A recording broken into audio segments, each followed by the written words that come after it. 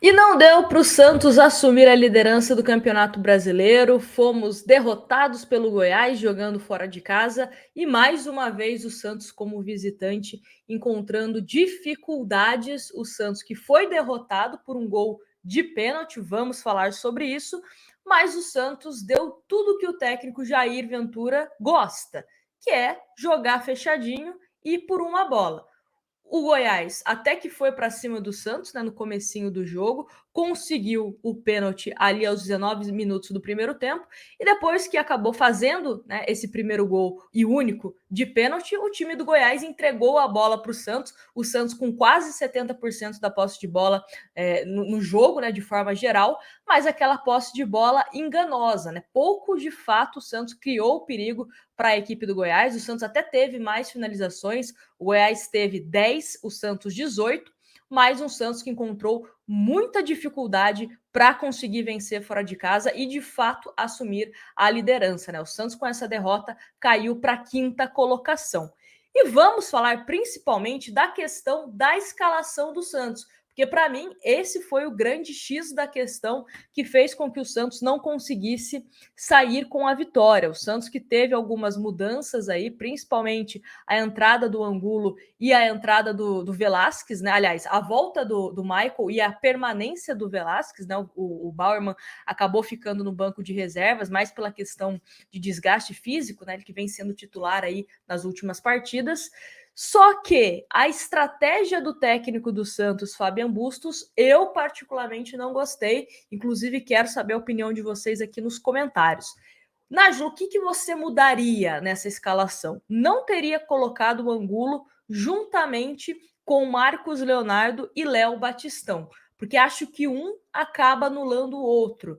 A ideia, né, de colocar o Angulo na vaga do Ricardo Goulart não me agradou. Teria colocado um jogador de maior mobilidade, um jogador que poderia ser tanto no meio-campo como jogando ali pelas beiradas, um próprio Lucas Barbosa que pode jogar mais aberto, pode jogar mais ali no meio-campo, ou até mesmo ter começado com o Pirani, até mesmo um Sandri no meio para você avançar um Zanocelo, enfim, algumas ideias aí que sinceramente não teria feito, né, colocando o Angulo que foi muito mal e ficou os 90 minutos, né? Ficou os 90 minutos. O Santos fez algumas alterações ao longo da partida, principalmente no segundo tempo. Achei até que as demoras das substituições foram tardias. Quem sabe o Santos poderia ter mudado o rumo da partida se já tivesse voltado para o segundo tempo com as alterações, mas um Santos que não foi bem. Óbvio que tivemos o pênalti do Velasquez, né, no jogador do Goiás, que acabou convertendo. E aí, como eu disse, né, o Goiás ficou de uma forma muito confortável, jogando de forma mais defensiva, apostando nos seus contra-ataques. Aquele modus operantes do Jair Ventura, o Santos fez exatamente tudo que o treinador do Goiás, que é um ex-treinador aqui do Santos, então a gente sabe como o Jair Ventura gosta de atuar, né? O Santos que não conseguiu ter essa criação. E aí, quando você tem um time como o Goiás jogando em casa, inclusive foi a primeira vitória do Goiás como mandante, né? Ganhando, com a sua torcida a seu favor.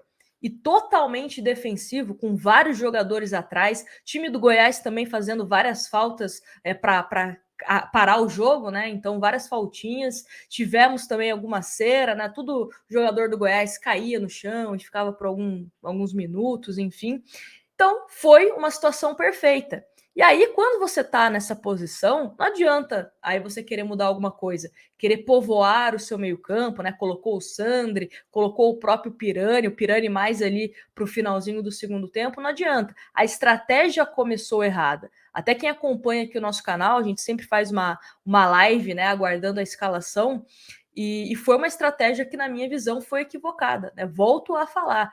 A estratégia de começar com Angulo, Batistão e Marcos Leonardo, um acabou anulando o outro. O Batistão ficou muito bem marcado e também não conseguia receber as bolas em melhores condições. O Marcos Leonardo, a mesma coisa. O Angulo, a mesma coisa, né? E só para a gente falar aqui as mudanças do Santos, o Juan entrou na vaga do Marcos Leonardo, o Sandri entrou no lugar do Zanocelo, o Goulart entrou na vaga do Batistão, O Lucas Braga entrou no lugar do Johan Júlio, Johan Júlio também que não fez uma boa partida, o Lucas Braga também entrou, mas não conseguiu fazer muita coisa, e o Pirani entrou no lugar do Rodrigo Fernandes. Aliás, quando o Rodrigo Fernandes saiu, eu até fiquei um pouco receosa, né, de medo do Goiás, quando conseguir recuperar a bola e partir para o contra-ataque, o Santos ficar um pouco mais exposto. Mas o Santos, nesse sentido, conseguiu se livrar, né, na medida do possível, contando com alguns erros do Goiás, o Michael, que eu acho que foi um dos melhores em campo, Michael e Rodrigo Fernandes.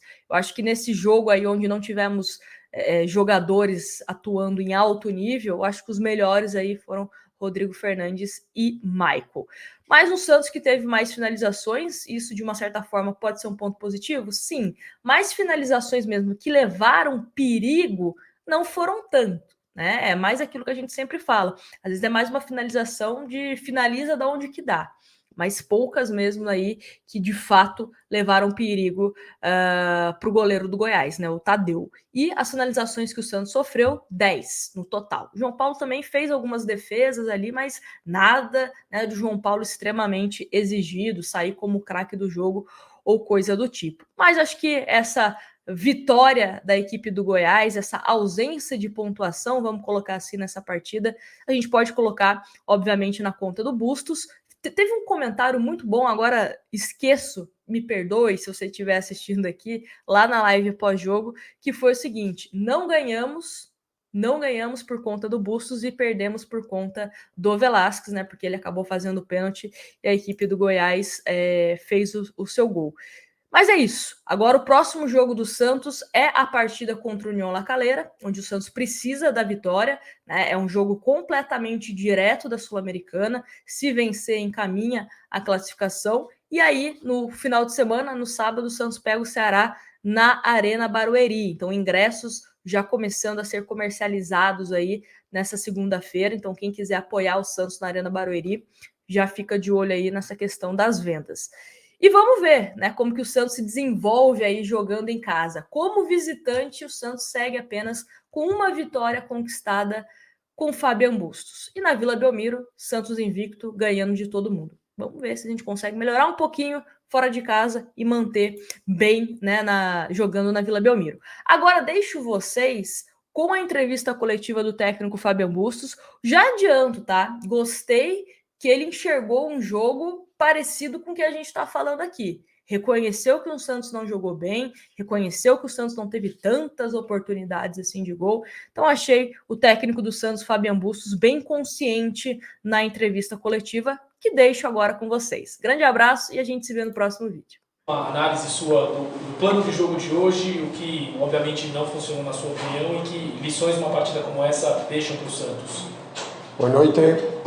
Bueno, lo primero que veo es que no jugamos un buen juego, no estuvimos a nuestro nivel, a lo que veníamos jugando, muchos puntos flacos de lo que veníamos jugando, puede ser un poco el cansancio, pero no es excusa. No estuvimos tan claros, obviamente dominamos la pelota, pero no estuvimos firmes en defensa y no estuvimos claros en ofensiva, llegamos con mucha gente muchas veces, pero creo que tuvimos más situaciones de gol que el rival, pero no estuvimos efectivos, tuvimos puntos bajos de jugadores que veníamos en puntos altos. No quiero restarle mérito al rival que hizo su trabajo, su juego, pero me parece que es injusto la derrota, jugando mal, ¿no? O sea, nosotros no jugamos bien, tuvimos muchos errores, pero así todo tampoco merecimos irnos derrotados, porque el partido fue parejo, con nuestro dominio, ellos crearon una sola de contra, el penal, una jugada aislada, de un rebote, un jugador de espalda, un penal que cometemos chiquito, y después hay jugadas parecidas para nosotros que no fueron, pero sin quitarle mérito a Goiás, que hizo su trabajo. Me parece que nosotros no estuvimos a la altura de lo que veníamos haciendo, y así todo es injusta la derrota, creo. Foram 18 finalizações, não sei se viu os números ainda, o Santos criou 18 a 10. Hoje você teve duas novidades no seu time titular, o Maicon, queria saber como ele saiu fisicamente, ele sentiu a perna, e o Angulo foi a outra alteração. Que análise você faz desses dois jogadores?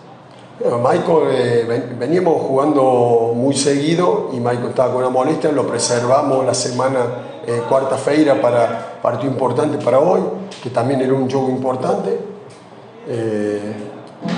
No tuvimos nuestro nivel casi todo, no hay ningún jugador que se haya sobresalido o mantenido el nivel de lo que veníamos haciendo.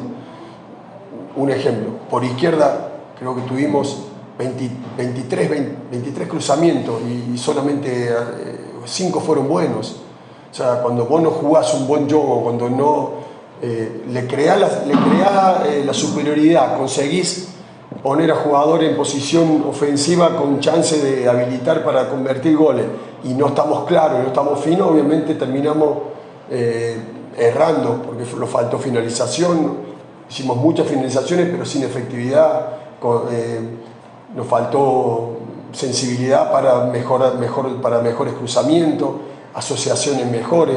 Dada terminó jugando casi de carrilero, jugaba, ellos estaban 5-4, hacían su trabajo, recuperaban y solo jugaban vertical con el 9, hicieron su trabajo, por eso no hay que quitarle mérito a su rendimiento, por algo consiguieron los 3 puntos, pero nosotros no estuvimos a la altura de lo que veníamos realizando en todas las últimas presentaciones.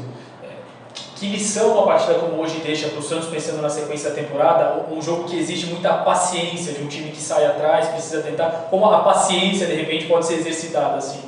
Nos pasó un poco el primer tiempo el otro día en Copa do Brasil contra Curitiba.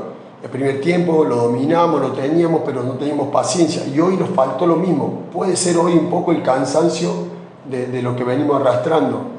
Pero no hay excusa, tenemos que tener los pies sobre la tierra, tenemos que tener tranquilidad, tenemos que insistir, tenemos que saber que para abrir un juego contra un equipo que se torna difícil porque pone mucha gente tras la pelota, tenemos que tener paciencia, tenemos que tener desmarque, tenemos que tener triangulaciones, paredes y tenemos que ser más agresivos con efectividad, mejorar en las finalizaciones. Hoy no lo hicimos y por eso no conseguimos sumar. A última da minha parte. Em termos de resultados, o Santos jogando na Vila Belmiro tem uma porcentagem muito melhor do que jogando fora e agora vem uma sequência de muitos jogos em casa. Como equilibrar um pouco esses resultados, nem a performance e eu não sei, e como essa sequência em casa pode ser favorável? No, tenemos que ir partido a partido, jogo a jogo. Hemos jugado 10 juegos fuera de casa, 5 en casa, es una locura el calendario que nos ha tocado, por eso a lo mejor de los juegos fuera de casa hemos ganado 2 nomás porque el primero por Copa do Brasil lo cuentan como empate, pero es un solo juego de visitante, con un jugador menos, con una cancha, con todo respeto, ruin, y así todo lo ganamos por penal, pero lo ganamos, después ganamos en Quito, y después los partidos que hemos perdido por un punto, por un gol apretado, como nos pasó con Sao Paulo, con Palmeiras. Tenemos que mejorar, seguir fuerte en casa, intentar conseguir los resultados y mejorar fuera de casa.